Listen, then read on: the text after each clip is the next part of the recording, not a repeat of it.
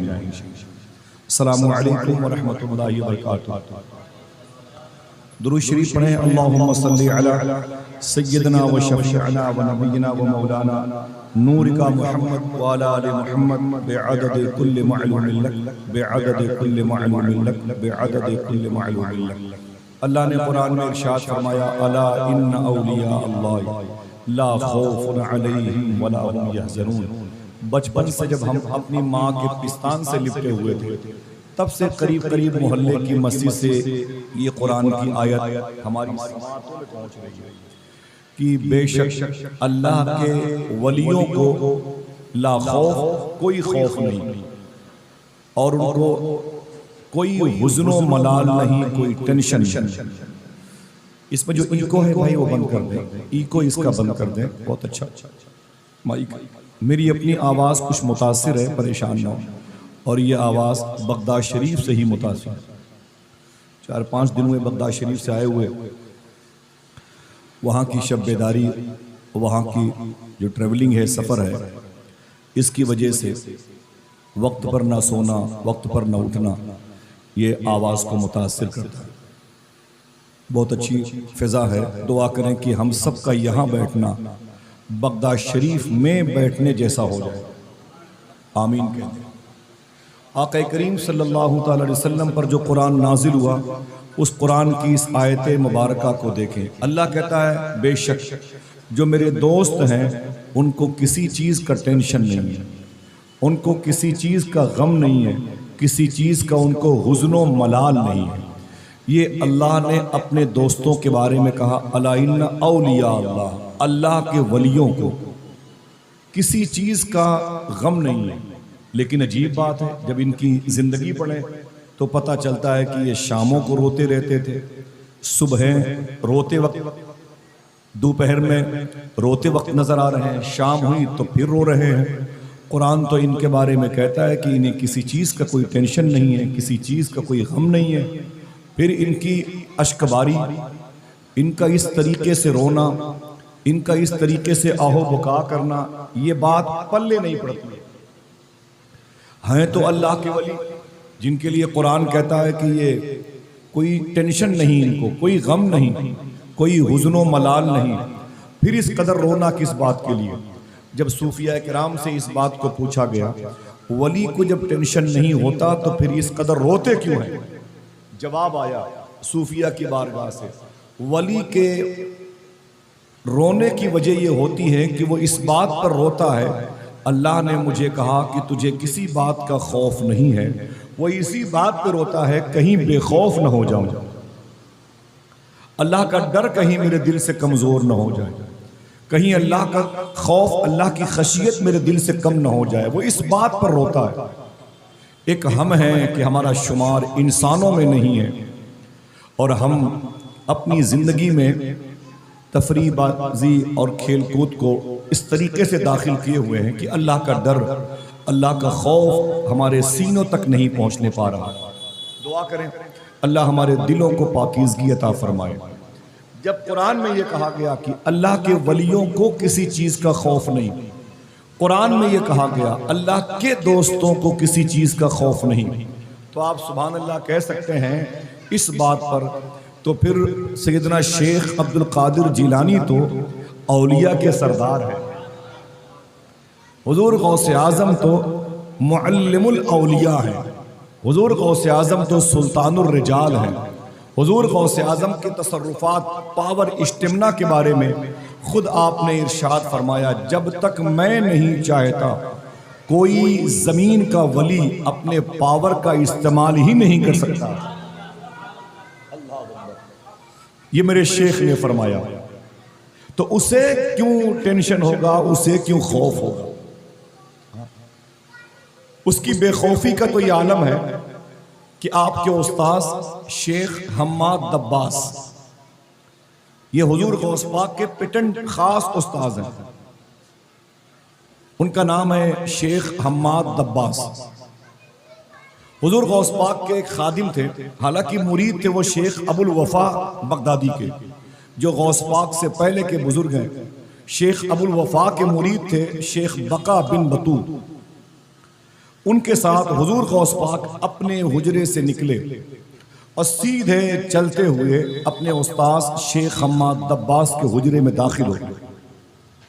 जब शेख हम्माद दब्बास के हुजरे में दाखिल हुए तो सलाम किया और सलाम करने के बाद गौस पाक खड़े हो गए। सैयदना शेख खड़े हो गए और खड़े होकर आपने तकरीर करना शुरू कर दिया। हुजूर गौस पाक ने तकरीर करना शुरू कर दिया। तकरीर का टॉपिक क्या था? ऐ बगदाद वालों, तुम्हें पता नहीं मैं कुतुबिल इंस व जिन्न हूं, मैं इंसानों और जिन्नातों का कुतुब हूं।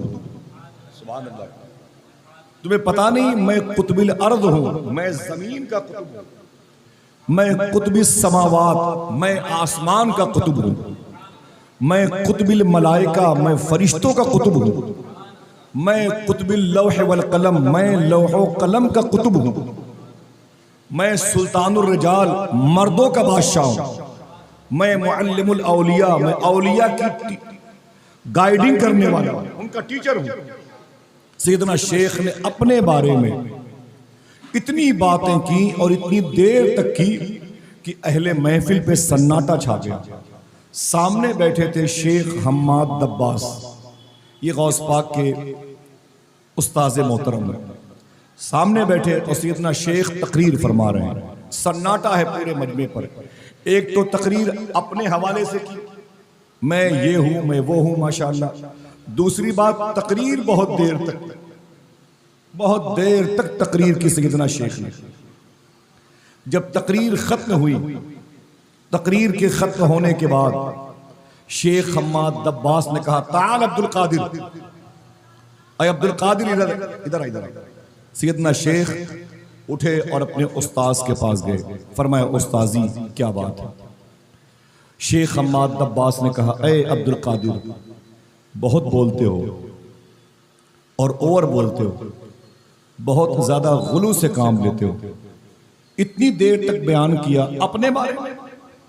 वली अपनी विलायत को छुपाता है जैसे औरतें अपने नापाकी के दिनों को छुपाती, और तुम अपनी विलायत के डंके बजाते हो, मैं ये हूं, मैं वो हूं। सुनो अब्दुल कादिर, एक बात याद रखना, मैदाने महशर में अल्लाह तुमसे भी सवाल करेगा।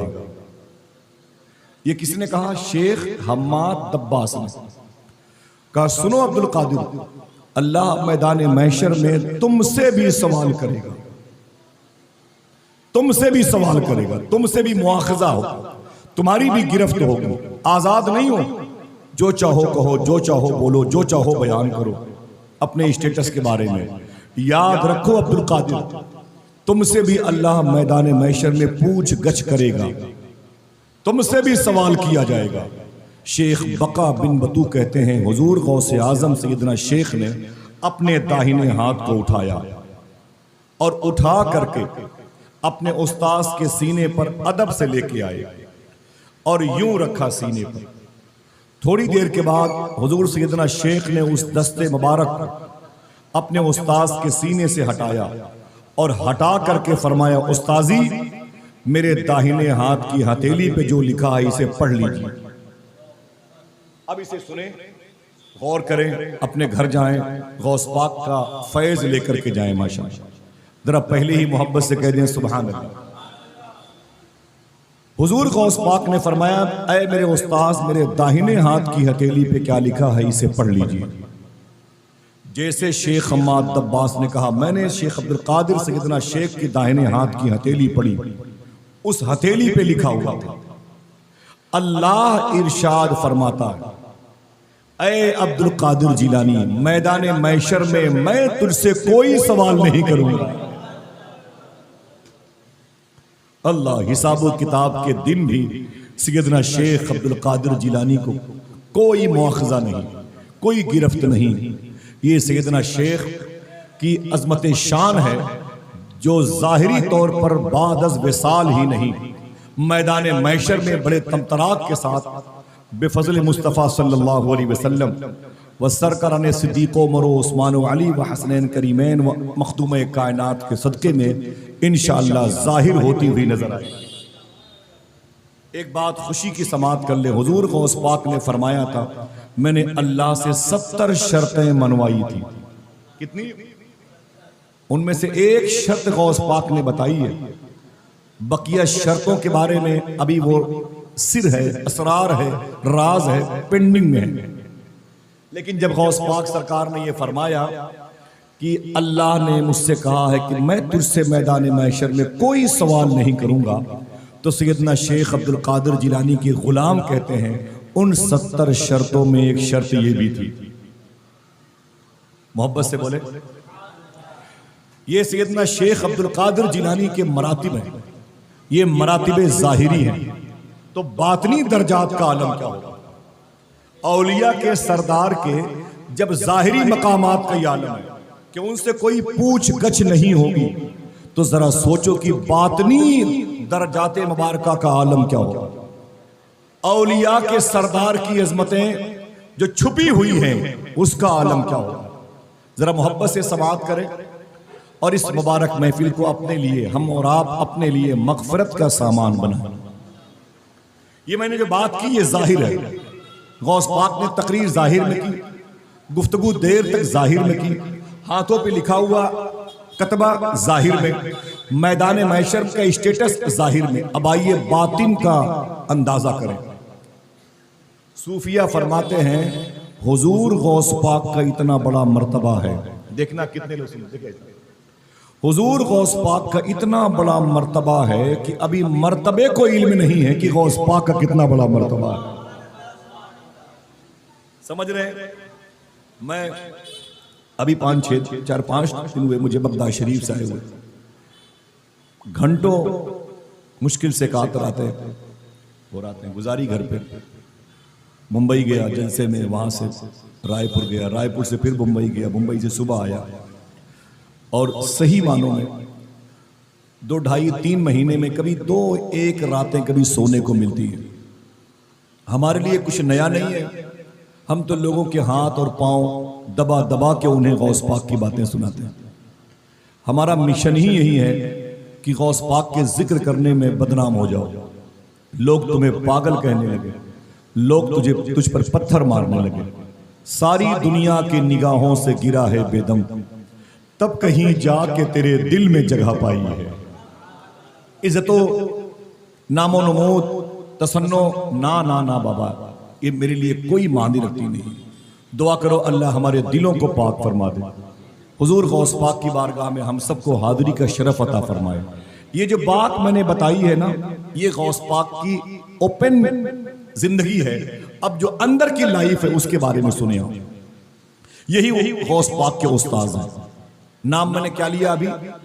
शेख हम्माद दब्बास। बोले शेख हम्माद दब्बास। सैयदना शेख के बातनी मरातिबे मुबारक का आलम देखिए। और यही नहीं, जमाते इस्लामी जमाते देवबंद के डॉक्टर असरार, जिनको लोग मुफस्सिर कुरान कहते हैं, उनका एक जुमला गौस पाक के बारे में बता दूं। उस शख्स ने कहा कि जैसे कुरान शरीफ में दाऊद अलैहिस्सलाम और सुलेमान अलैहिस्सलाम की बातें मौजूद है, ऐसे ही कुरान, देखना कितने जी फहम लोग बैठे हैं। उसने कहा जैसे कुरान शरीफ में दाऊद अलैहिस्सलाम और सुलेमान अलैहिस्सलाम की बातें मौजूद हैं, ऐसे ही कुरान शरीफ अगर सैयदना शेख अब्दुल कादिर जिलानी के आने के बाद नाजिल होता तो इस कुरान में बहुत सारी बातें गौसे आजम की भी नजर आती। अल्लाह, समझ रहे मेरी बात? मैं कुत्तों के तरीके से भूख नहीं रहा हूं। मैं एक जुमला ऐसा कहता हूं कि जिसके बारे में कहा जाए कि जादू वो जो सर चढ़ के बोले। अगर यही कुरान शेख अब्दुल कादिर जिलानी के आने के बाद नाजिल होता तो इस कुरान में बहुत सारी बातें सैयदना शेख अब्दुल कादिर जिलानी के हवाले से। ये बात किसने कही है? जमाते देवबंद के डॉक्टर असरार ने कही। आइए मैं उस पेंडिंग की एक झलक दिखाता हूं गौस पाक के मरातिबे बातनी की, अंदर की जो जाहिरी, अंदर की जो कैफियत उज़्मा है, जो अरफ़ो आला मकाम है। यही आपके उस्ताद शेख हम्माद दब्बास। आपके उस्ताद थे और गौस पाक उनके शागिर्द थे। आपके पीर हैं शेख अबू सईद मखजूमी। गौस पाक के पीर का नाम क्या है? शेख अबू सईद मखजूमी। हालांकि किताबों में लिखा हुआ है, कोई बातें की जाए तो बड़े बड़े इख्तलाफात के दरवाजे खुलते हैं। किताबों में लिखा हुआ है जिस वक्त शेख अबू सईद मखजूमी ने हुजूर गौस पाक को मुरीद किया, मुरीद करने के बाद अपना जुब्बे मुबारका सैयदना शेख को पहनाया, उसके बाद खुद शेख हम्माद दब्बास ने भी गौस आजम का जुब्बा उतार के अपने ऊपर ज़ेबतन फरमाया। मेरी जुमली बात समझ रहे? ये बातें रिकॉर्ड होती है तो पूरी दुनिया में इस पर बहस होती है, पूरी दुनिया में इस पर अपने और बेगानों की बड़ी मेज सजती है। ऐसा कैसे कह दिया? किताबों में लिखा शेख अबू सईद मखजूमी ने गौस पाक को मुरीद किया और मुरीद करने के बाद अपना जुब्बा गौस पाक को पहनाया और फिर गौस पाक से भी अपना उनका जुब्बा लेकर के पहन लिया और इजहार फरमाया। क्या मतलब? मैंने फैज लिया भी और फैज दिया। ये शेख हम्माद दब्बास गौस पाक के मुरीद हैं। शेख बका बिन बतूत, अली बिन ये खादिम, शेख अली बिन हैती, शेख रजा, शेख अबू हफ्स अल हसनी अल मूसली, शेख अबू सईद कैलवी, ये गौस पाक के शेख बारकी, बड़े बड़े खास खादिम हैं गौस पाक। तो शेख अली हैती कहते हैं, मैं हुजूर गौस पाक के साथ बगदाद के एक कब्रिस्तान के करीब से गुजर रहा था। इस कब्रिस्तान का जिक्र शूनीजिया मोहल्ले में आता है। शूनीजिया एक मोहल्ले का नाम है बगदाद में। हुजूर गौस पाक के रोज़े शरीफा से तकरीबन 8-10 किलोमीटर के फासले पर है। इसको शूनीजिया पुराना नाम है। इसी मोहल्ले में अगर आप खुश होने का वादा करें बता दूं, शेख जुनैद बगदादी आराम कर रहे हैं। इसी मोहल्ले में उनके पीर शेख सरी सख्ती आराम कर रहे हैं। इसी मोहल्ले में बहलोल दाना भी आराम कर रहे हैं। यहीं पर जुन्नून मिस्री भी आराम कर रहे हैं। यहीं पर एक अजीम नबी यूशा बिन नून अलैहिस्सलातु वस्सलाम भी आराम कर रहे हैं। यहीं पर इब्राहिम खव्वास भी लेटे हुए हैं। बड़े बड़े औलिया कबार इसी मुबारक कब्रिस्तान में लेटे हुए हैं। हुजूर गौस पाक अपने खादिम अली बिन हैती या अली हैती के साथ सफर फरमा रहे हैं। अचानक एक कब्र शरीफ के पास गौस पाक गए। उस कब्र शरीफ को देखा और देखने के बाद आप आगे बढ़े और उस कब्र शरीफ के पास हुजूर गौस पाक बैठ गए। उसी कब्र के पास हुजूर गौस पाक बैठ गए। जब बैठ गए तो बहुत देर तक कुछ पढ़ते रहे। उसके बाद अपने हाथों को उठाया हुजूर गौस पाक ने और दुआ करना शुरू कर दिया।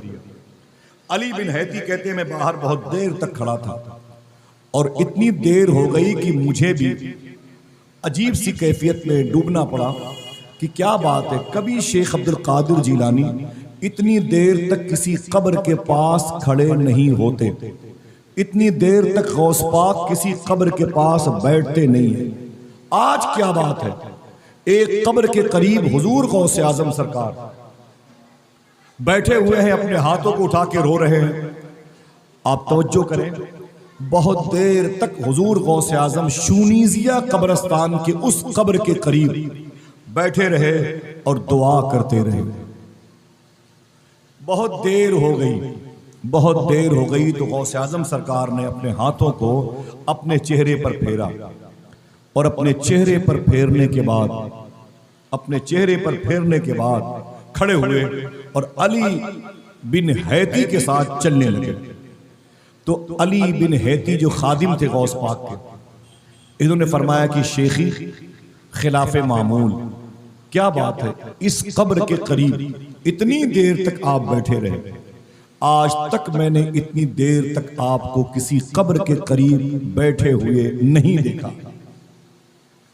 तो हुजूर गौस आजम सैयदना शेख ने फरमाया, ये कब्र मेरे उस्ताद शेख हम्माद दब्बास की है। तो हुजूर उस्ताद की है इसलिए बैठे थे? गौस पाक फरमाते नहीं। फिर बैठने की वजह, बैठने का रीजन क्या है, सबब क्या है? तो शेख फरमाते हैं कि जब मैं अपने उस्ताद की कब्र के करीब से गुजरा तो मैंने क्या देखा, मेरे उस्ताद की कब्र जन्नत के बागों में से एक बाग बनी हुई है। मोहब्बत से बोले, मेरे उस्ताद की कब्र में जन्नत का बिछौना है, मेरे उस्ताद की कब्र में जन्नत की रोशनी है, जन्नत की खुशबू है, मेरे उस्ताद के जिस्म पर जन्नती लिबास है, जन्नती जोड़ा है, मेरे उस्ताद के सर पर जन्नती ताज चमक रहा है। मेरे उस्ताद दूर से मैंने देखा तो बड़े खुश नजर आए। सैयदना शेख अब्दुल कादिर जिलानी फरमाते हैं, लेकिन जब मैं करीब गया तो मैंने क्या देखा, मेरे उस्ताद शेख हम्माद दब्बास का चेहरा जरा सा उतरा हुआ है। जब मैंने गौर से देखा तो कब्र तो जन्नत के बागों में से एक बाग थी, रोशनाई जन्नत की थी, रोशनी जन्नत की थी, बिछौने जन्नत के थे, लिबास ताज जन्नत का था, लेकिन मेरे उस्ताद की आंखें उतरी हुई थी, उभरी हुई थी, अश्कबार थी। जब मुझे देखा तो उनकी आंखें और भर आईं। जब मैंने गौर से देखा तो मेरे उस्ताद शेख हम्माद दब्बास का ये दाहिना हाथ विकलांग हो चुका था। मेरे उस्ताद का दाहिना हाथ ये माजूर हो चुका था, विकलांग हो चुका था, शल हो चुका था, इसकी ताकत चली गई थी। जब मैंने गौर से देखा तो मेरे उस्ताद ने अपने हाथों को देखा और मुझे देखा तो रोने लगे। मैं कब्र के करीब बैठ गया। मैंने कहा, उस्ताजी क्या बात है, आपकी आंखें भरी हुई हैं, आपके दाहिने हाथ की ताकत नजर नहीं आती है, ये हाथ खराब लग रहा है, पूरा जिस्म जन्नतियों का, लिबास जन्नतियों का, ताज जन्नतियों का, ये कालीन जन्नतियों की, लेकिन ऐ मेरे उस्ताद, तेरे हाथ की जो कैफियत है ये जन्नतियों जैसी नहीं लग रही है। तो उस्ताद ने क्या कहा मालूम है? उस्ताद ने फरमाया रो करके, ऐ मेरे शेख, ऐ मेरे अब्दुल कादिर जिलानी, तुझे याद है जब तू बचपन में जामिया निज़ामिया में पढ़ने के लिए आया था और मैं तेरा उस्ताद था, तू मेरा शागिर्द था। जब सख्त सर्दी के दिनों में तू और मैं, तेरे कुछ स्टूडेंट्स तलबा साथ पढ़ने वाले, हम सबक साथी, वो कुछ बच्चे तेरे साथ और मेरे साथ नहरे दजला के करीब से सफर कर रहे थे। नहरे दजला इस वक्त गौस पाक के रोज़े शरीफा से तकरीबन 1 या 1.5 किलोमीटर के फासले पर है नहरे दजला। गौस पाक के उस्ताद ने फरमाया, तू और तेरे कुछ हम सबक साथी क्लास फेलू वो मेरे साथ सफर कर रहे थे। उस वक्त सख्त सर्दी थी, तूने एक हल्का सा ऊनी कपड़ा, ऊनी लिबास, मोटा सा कपड़ा पहन रखा था, सर्दी बहुत ज्यादा थी। मैं चलते हुए रुक गया और ठहर करके मैंने अपने दाहिने हाथ से इतनी जोर से तुझे धक्का मारा कि तू नहरे दजला में गिर गया। तेरा इमामा शरीफ भीग गया, तेरा जुब्बा शरीफ भीग गया, तेरा पूरा लिबास वो नहरे दजला के पानी से डूब गया। तू निकल करके तूने अपने इमामे शरीफ को निचोड़ा, अपने जुब्बे शरीफ को निचोड़ा, और निचोड़ने के बाद तेरे चेहरे पर खामोशी थी, तूने उसे पहन लिया, भीगा हुआ लिबास पहन लिया। तेरे हम सबक साथियों ने तेरा मजाक उड़ाया, तो मैंने उन तेरे साथियों से कहा, खबरदार शेख अब्दुल कादिर का मजाक न उड़ाओ, इनका मजाक न उड़ाओ, मैं तो इनके सब्र का इम्तिहान ले रहा था। जुमला सुने, मैं तो इनके सब्र का इम्तिहान ले रहा था। बस ऐ अब्दुल कादिर, तू मुझे इस्तिकामत का पहाड़ मालूम हुआ, तेरी पेशानी पर तफक्कुरात की लकीरें नहीं उभरी। ऐ शेख अब्दुल कादिर जिलानी, तू सब्र करता रहा और मेरे साथ चलता रहा। बात खत्म हो गई, मैं दुनिया से चला गया। मेरे इंतकाल के बाद फरिश्तों ने मुझे अल्लाह के हुजूर पेश किया। फरिश्तों ने मुझे अल्लाह के हुजूर पेश किया। गौस पाक फरमाते, फिर क्या हुआ? ये दाहिना हाथ कैसे खराब हुआ? तो आपके उस्ताद शेख हम्माद दब्बास कहते हैं, जब मुझे फरिश्तों के हुजूर पेश किया, अल्लाह फरिश्तों ने अल्लाह के हुजूर पेश किया, तो अल्लाह ने मुझसे कहा, ऐ रूहे हम्माद दब्बास, तूने बड़ी नेकियां की हैं, बड़े आमाल किए हैं, आमाल सालिहा, नेक आमाल तूने किए हैं। तूने शब बेदारी, रातों को जागा, तूने कारी कुरान, कुरान की तिलावत की है, तूने सखावत के पहलुओं को उजागर किया है, सखी मिजाज का, तेरे पास नेकियां बहुत ज्यादा है। ऐ हम्माद दब्बास, तुझे बख्श दिया जाएगा।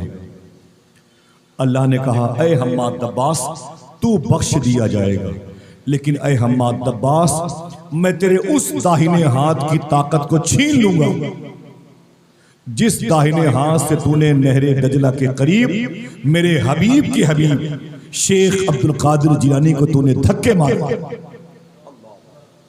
जिस हाथ से तूने मेरे अब्दुल कादिर जिलानी को धक्के मारे थे, मैं उस हाथ की ताकत को छीन लूंगा।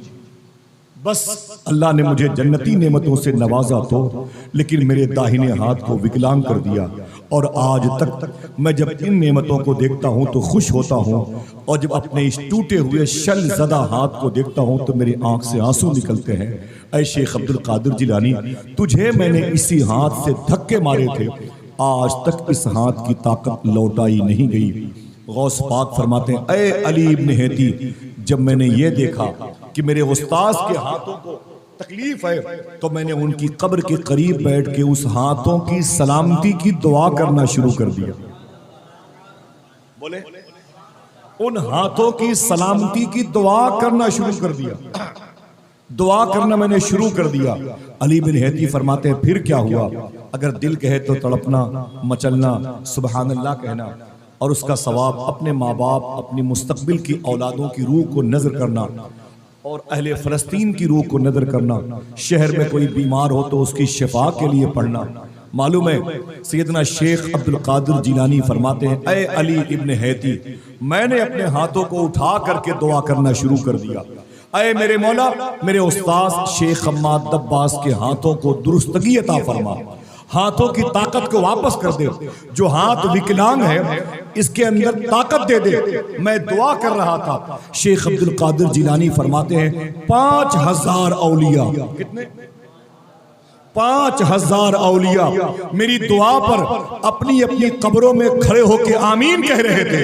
और जब तक मेरे रब ने मेरे उस्ताद के हाथों की ताकत को वापस न कर दिया, तब तक मैंने अपने हाथों को अपने चेहरे पर।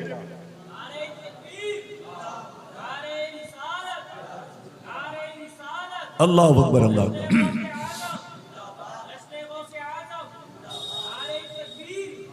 अल्लाह ताला उस दरबारे गोहरबार की हम सबको ज़ियारत का शरफ अता फरमाए। गौस पाक की बारगाह में रहता था। मैं 5 तारीख को गया था बगदाद शरीफ, और वहां से 22-23 को वापस आया। 22 को गौस पाक की दहलीज पर बैठे बैठे पढ़ता था, और गलियों से तो कुछ भी नहीं लेना मुझको, और गलियों से तो कुछ भी नहीं लेना मुझको, बस तुझे देखने आऊंगा चला जाऊंगा, अपनी दहलीज पे कुछ देर पड़ा रहने दे, जैसे ही होश में आऊंगा चला जाऊंगा, अपनी दहलीज पे कुछ देर पड़ा रहने दे, जैसे ही होश में आऊंगा चला जाऊंगा। दिल बड़ा टूटता है गौस पाक की बारगाह से अलग होते हुए, लेकिन अल्लाह का शुक्र है, फिर हाजिरी की सूरतें गौस पाक पैदा करते हैं तो दिल को इत्मीनान मिलता है। मैं गुजारिश करूंगा अहले बनारस के इन आशिकों से, इन दुर्वेशों से, मस्तानों से, कादरी फकीरों से, जिंदगी में एक मरतबे गौस पाक का दरबार देख लें इंशाअल्लाह। पैसे हैं देख लें, नहीं हैं देखने की तमन्ना कर लें, देखने की तमन्ना कर ले। मेरे शेख ने फरमाया था, देखना कोई सुभान अल्लाह कहता है कि नहीं, मेरे शेख ने फरमाया था, जिसको खुदा कहीं याद ना आए वो मेरी मजलिस में आ जाए। अल्लाह अल्लाह। जिसे काबा शरीफ देखने की तमन्ना है वो अब्दुल कादिर जिलानी का दरबार दे। सारे अख्ताबे जहां, अख्ताब ये कुतुब की जमा है, कुतुब एक विलायत की पोस्ट है। आला हजरत ने सारे अख्ताबे जहां करते हैं काबे का तवाफ, और काबा करता है तवाफे दरे वाला तेरा। एक बात सुने, हुजूर गौसे आजम बचपन के दिनों में कभी कभी ऊनी कपड़ा पहनते थे, वरना बगदाद की सर्दी बड़ी मशहूर है। बगदाद शरीफ में हुजूर गौसे आजम सरकार ने अपनी जिंदगी में बहुत कम जैकेट, जिसमें गर्म कपड़े होते हैं, या सूटर, ऊनी कपड़े ज्यादा इस्तेमाल नहीं किए। जब आप तालीम हासिल करते थे तो उस वक्त कभी कभी सर्दी के दिनों में ऊनी कपड़ा पहनते थे, कभी कभी पहनते थे। और जब आपके सर पर दस्तारे फजीलत का ताज रखा गया, आपकी उम्र शरीफ 25 साल के आसपास की थी, वल्लाह आलम बिस्सवाब।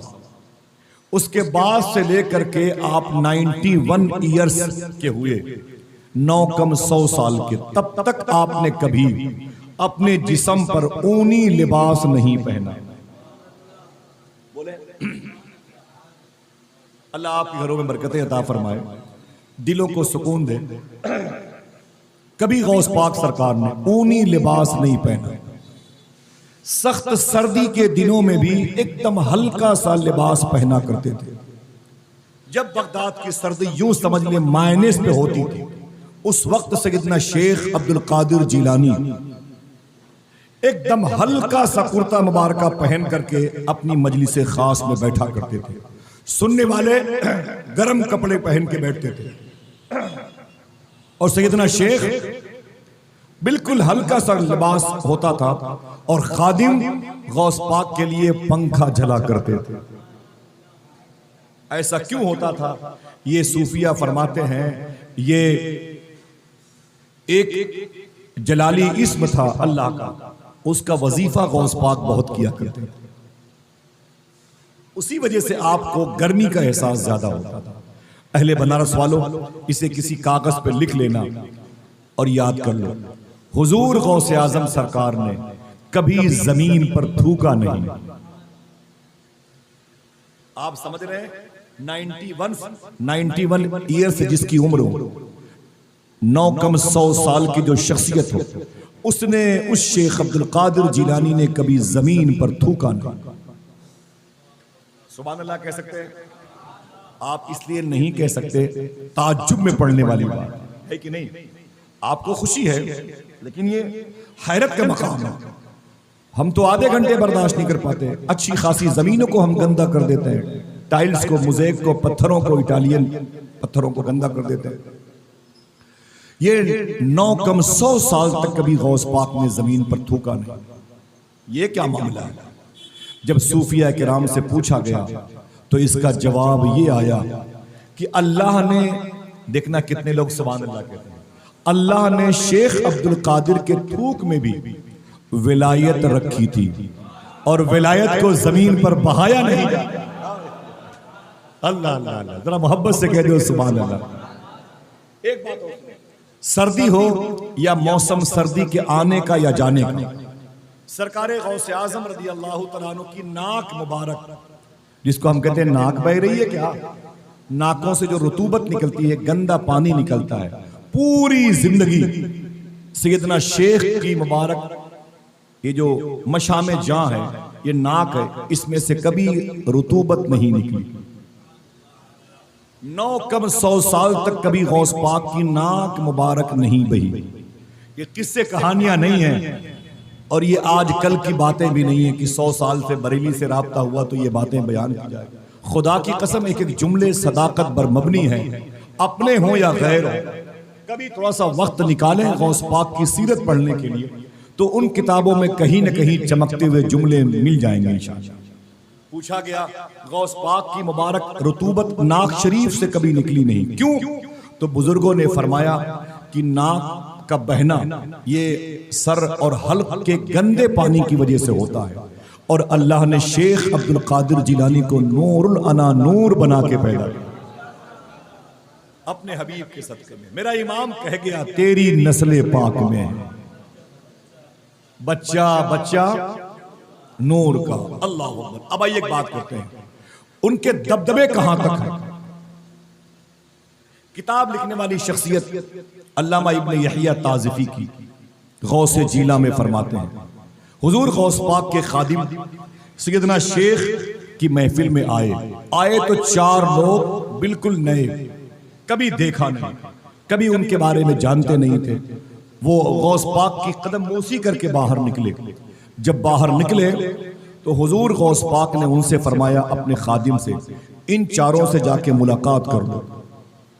इन चारों से जाके मुलाकात कर लो और इनसे कहना कि आप मेरे लिए दुआ कर। गौस पाक के खादिम गए, उन चारों से मुलाकात की, सलाम के बाद पूछा आप लोग कौन हैं, यहां क्या करने आए थे? तो उन बुजुर्गों ने फरमाया हम शेख अब्दुल कादिर जिलानी की जियारत के लिए आए थे। कहा और तुम कौन हो? उन चारों ने कहा और तुम कौन हो? तो उसने जवाब दिया कि हम शेख अब्दुल कादिर जिलानी की खिदमत करते हैं। तो वो चारों ने खुशी का इजहार किया और फरमाया खुदा की कसम तुम एक ऐसी शख्सियत की खिदमत करते हो जिसकी वजह से अल्लाह ने जमीन को कायम रखा है।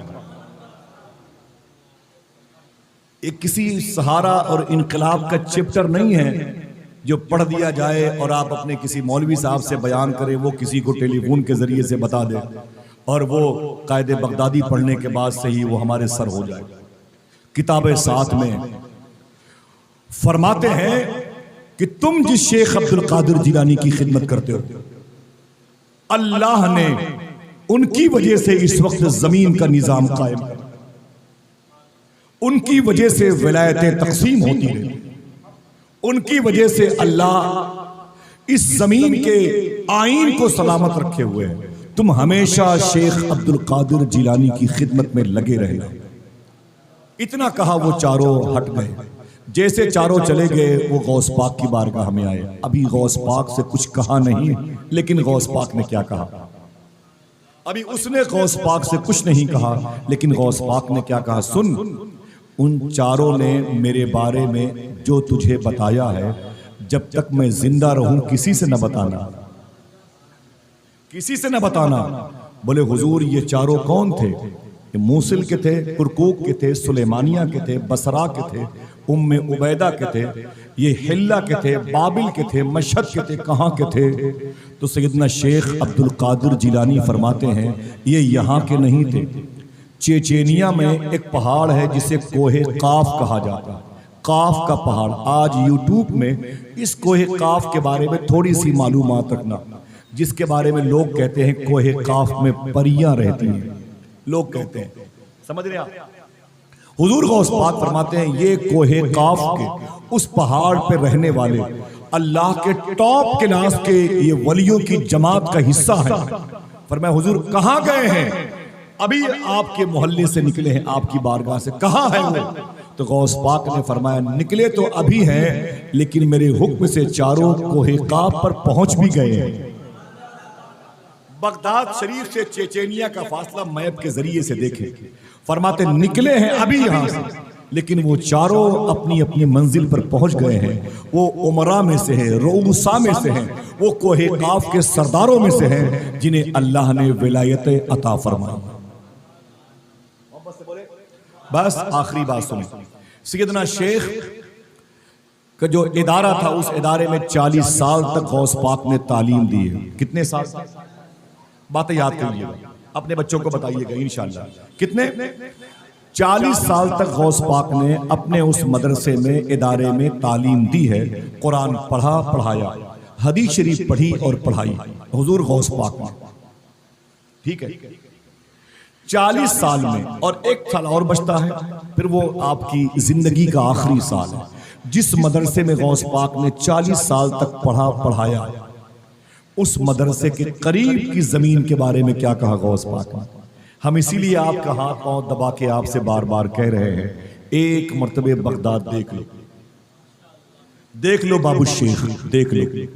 हम भी रातों को जलसा करते हैं, लोग नजरो नियाज देते हैं, महीने 2 महीने के बाद इतने पैसे हो जाते हैं कि गौस पाक की बारगाह में जाके उसे उनके खादिमों के जूतों के नीचे रख देता हूं।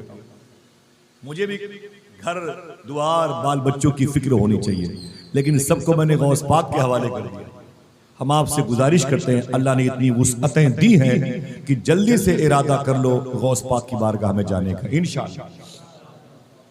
हुजूर गौस पाक ने अपने खादिम ख्वाजा अबू तलहा बगदादी से जुमला इरशाद फरमाया था, ऐसा नहीं है, देखना कितने लोग मचलते हैं, ऐसा नहीं है, लोग मुझसे मिलने के लिए तड़पते हैं, मैं भी अपने गुलामों से मिलने के लिए तड़पता हूं। आया अल्लाह। नियत करेंगे इंशाअल्लाह, दिल से बोले। इसका फायदा क्या होगा? हुजूर गौस पाक ने अपने पोते शेख सूफी असदुल्ला शाह से फरमाया था, जब कोई मेरी बारगाह में आने की नियत कर लेता है, जब तक वो नहीं आ पाता, आखिरी सांस तक वो मेरा ही मेहमान रहता है। रहता अपने शहर में है, लेकिन मेहमान शेख अब्दुल कादिर जिलानी का रहता है। हुजूर गौस पाक ने 40 साल तक हदीस शरीफ पढ़ी और पढ़ाया, कुरान पढ़ा और पढ़ाया। कितने साल तक? आज मदरसों के बच्चे जो पढ़ते हैं तो साल 1.5 साल में उनको फारिग होने की सर्टिफिकेट, वो हाफिज हो चुके, कारी हो चुके, आलिम हो चुके, फाजिल हो चुके, मुफ्ती हो चुके, मुहद्दिस हो चुके, अमामा शरीफ और पगड़ियाँ, ये सर्टिफिकेट दी जाती है 10, 20, 50 बच्चों को। लेकिन हुजूर गौस आजम के मदरसे में हर साल कितने बच्चे फारिग होते थे? बता दूं? 3000 तलबा किराम फारिग। मोहब्बत से बोले कितने? हाथों को उठा के बोले। बुजुर्गों से माजरत चाहता हूं, तकलीफ हो तो हाथों को उठाने में, लेकिन ये बातें याद हो जाएंगी। 3000 हुजूर गौस आजम सरकार के इदारे से स्टूडेंट्स हर साल फारिग होते थे। 40 साल तक गौस पाक ने कुरान पढ़ा पढ़ाया, हदीस शरीफ पढ़ी पढ़ाई। 40 साल में 1,20,000 के आसपास उलमाए किराम की जमात गौस पाक के मदरसे से फारिग होके निकली। बोले 1.25 लाख के आसपास। ये करती क्या थी? इनके 2 ग्रुप थे। एक जमात तबलीग का काम करती थी, इखलाक की कलम से हुजूर का कैरेक्टर लॉन्च करती थी, और दूसरी जमात, दूसरा ग्रुप गौस पाक के इदारे के उलमा का सुल्तान सलाहुद्दीन अय्यूबी की फौज में ट्रेनिंग पाके भर्ती होता था। इसी मुबारक इदारे के उलमाए किराम की कोशिश की बुनियाद पर सुल्तान सलाहुद्दीन अय्यूबी ने बैतुल मुक़द्दस को ईसाइयों से छीना था। इसको लिख लिया आप। उस वक्त 2 बड़े मदरसे थे, एक इमाम गजाली का, एक सैयदना शेख अब्दुल कादिर जिलानी। दोनों मदरसे के उलमा निकल निकल के, एक ग्रुप तबलीग दीन करता था, दूसरा ग्रुप इस्लाम की ताकत का इजहार करता था। और फिर अय्यूबी को फातह बैतुल मुक़द्दस बनाने में सबसे बड़ा रोल इमाम गजाली और शेख अब्दुल कादिर जिलानी के मदरसे के फारिग होने वाले उलमाए किराम का था। ठीक है, अब ये तो हो गई तादाद फारिग होने वालों की। हुजूर गौस आजम सरकार हफ्ते में 3 तकरीर फरमाया करते थे। कितने? 3 मजलिसें करते थे। याद रहेगी ना इंशाअल्लाह। 3 मजलिसें गौस पाक फरमाया करते थे, 3 तकरीरें गौस पाक करते थे। 2 तकरीरें पब्लिक बेस पे करते थे, आम लोगों के सामने करते थे, और एक तकरीर जुमा के दिन वो अपने लंगर खाने में 2, 5, 7, 800 सिर्फ औलिया किराम होते थे। उसमें हुजूर गौस आजम तकरीर फरमाया करते थे। 2 तकरीरें पब्लिक बेस पे करते, एक तकरीर सिर्फ औलिया किराम के सामने। जो पब्लिक बेस पे तकरीर करते थे, उस तकरीर की मजलिस का आलम क्या होता था? आपको दिक्कत नहीं हो रही? खत्म हो रही बात है। मालूम है 70 हजार का मजमा हो जाता था। सुभान अल्लाह नहीं कहा। आपके दरबारे गोहरबार से 2.25 किलोमीटर दूर तक बाबे हलब का बेल्ट है। यूं गौस पाक बैठते थे, बाएं तरफ मरकदे इमाम अबू खुमरा हिंदी है, दाएं तरफ मरकदे इमाम गजाली है। 1 किलोमीटर आगे जाओगे एक बहुत बड़ा चौराहा है बगदाद शरीफ, ठीक है, और एक रास्ता चला गया है ये करबला नजफ की तरफ चला गया है, आगे मोसिल भी रास्ता मुड़ जाता है, और ये रास्ता चला गया है कुरकुक सुलेमानिया की तरफ, सकरान की तरफ, मकबरे सकरान की तरफ चला जाता है। सामने बाबे हलब का इलाका, 2.25 किलोमीटर दूर तक गौस पाक सरकार की तकरीर सुनने वाले लोग बैठा करते थे। कितने? 2.25 किलोमीटर दूर तक गौस पाक की तकरीर सुनने वाले बैठा करते थे, जिनकी तादाद 70,000 के आसपास रहा करती थी। इनकी तादाद कुछ बढ़ा दूं, इन 70,000 की तादाद कुछ बढ़ा दूं, अपनी तरफ से नहीं, किताबों से। बहुत सारे लोग गौस पाक के शहर में घूमने के लिए आते थे, कुछ तालीम हासिल करने आते थे, कुछ बिजनेस के लिए आते थे, कुछ अपने पीराने इज़ाम से रिश्तेदारों से मिलने के लिए आते थे। हुजूर सैयदना शेख की बारगाह में आते तो तकरीर भी सुनते थे, लेकिन जब बगदाद शरीफ से वो जाने लगते तो शेख से कहते कि ऐ सैयदना शेख, मैं 2 महीने इस शहर में था और हर हफ्ते में 2 तकरीरें हमने आपकी सुनी हैं। अब मुझे इस्तांबुल तुर्की जाना है, अब मुझे काहिरा मिस्र जाना है, अब मुझे शिराज ईरान जाना है, अब मुझे मूसिल नबी यूनुस की मज़ार शरीफ के इलाके में जाना है। आप इजाज़त दे दे, मैं खैरियत से चला जाऊं, लेकिन इस बात की तकलीफ रहेगी, आपकी तकरीर सुन नहीं पाऊंगा। अब आपकी तकरीर सुन नहीं पाऊंगा। समझ रहे हैं? हुजूर गौस पाक सरकार, अच्छा अजान हो रही है,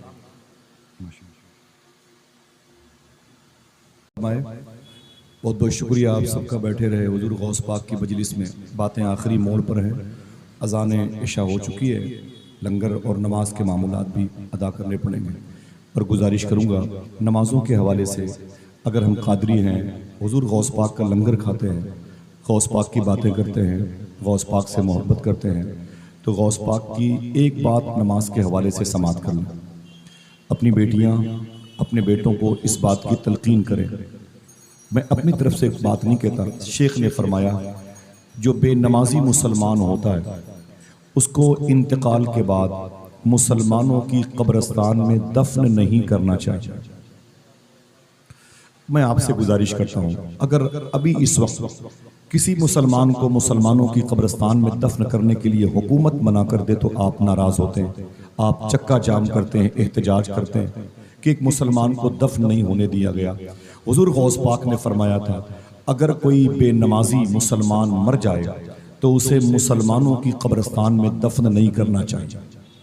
पूछा गया सूफिया से क्यों, तो सूफिया ने कहा डर इस बात का है कि उस पर होने वाले अजाब की वजह से कहीं दूसरे मुसलमान मोमिन जो मुर्दे हैं उनको तकलीफ न पहुंच जाए। इतना मुश्किल मामला होता है।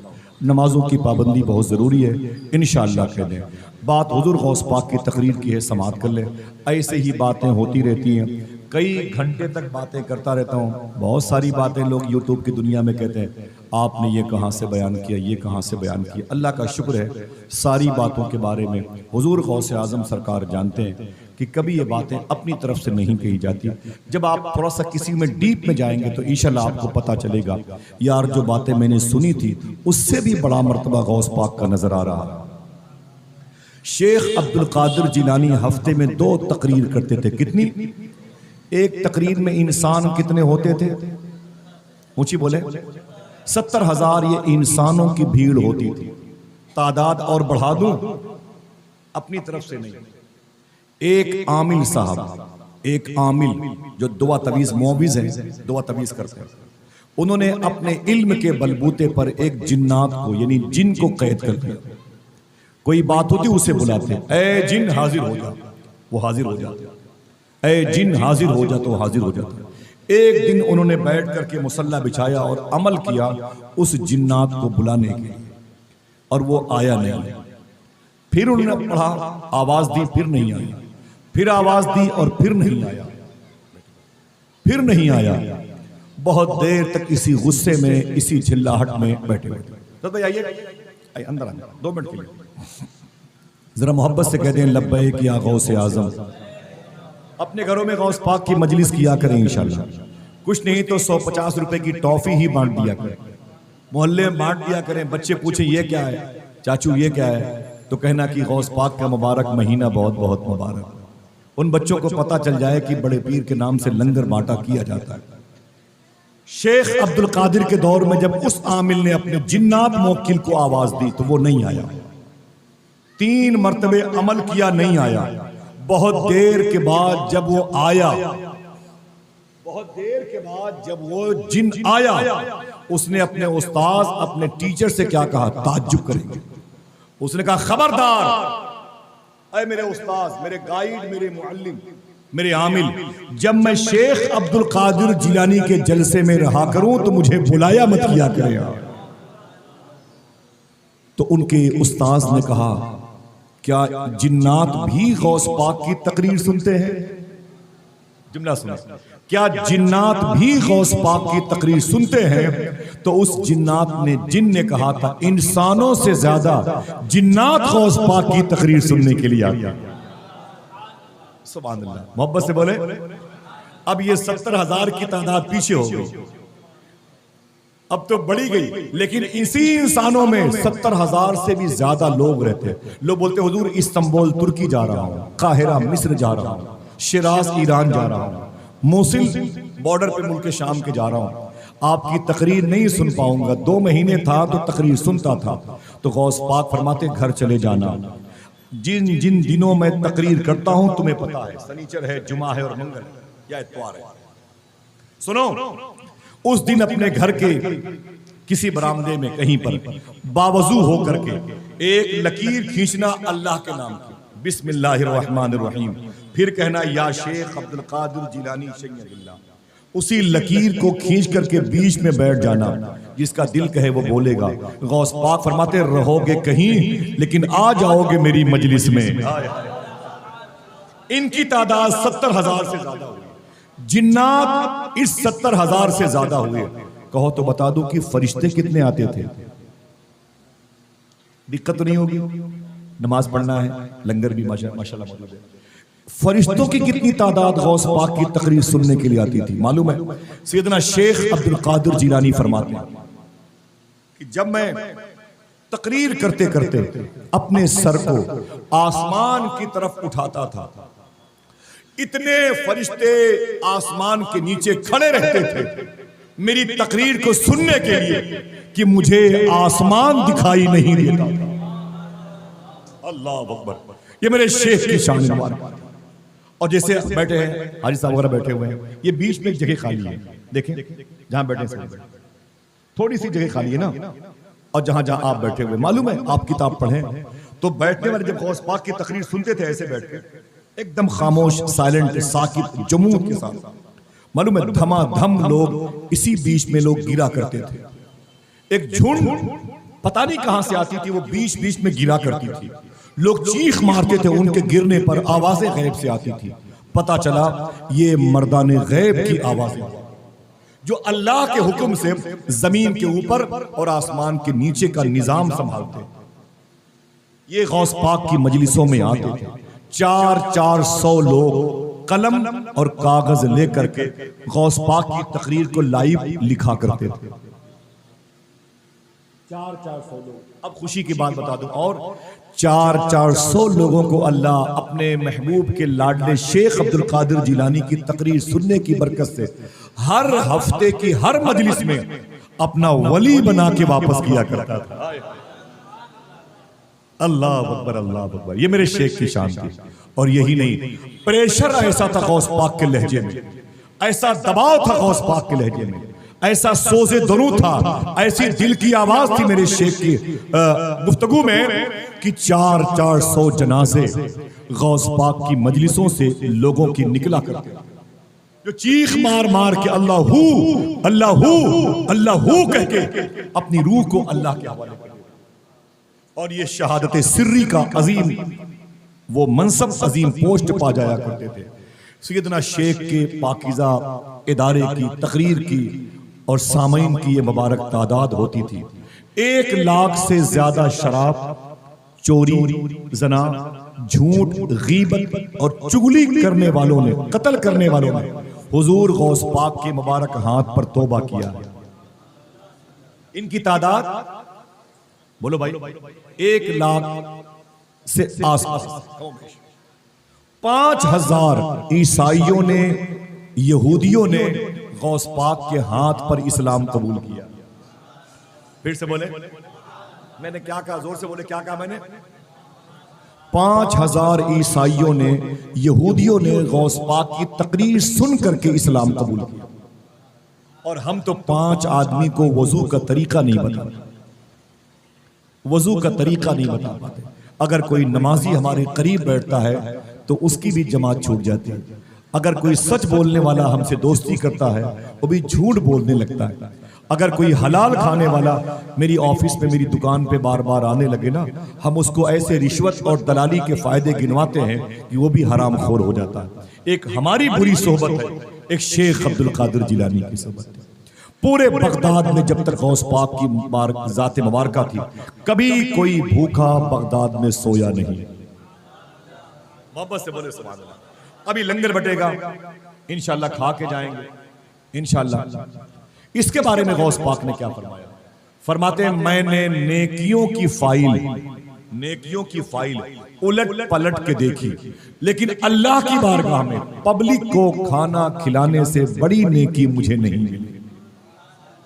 तो लंगर करवाएंगे इंशाल्लाह घर पे।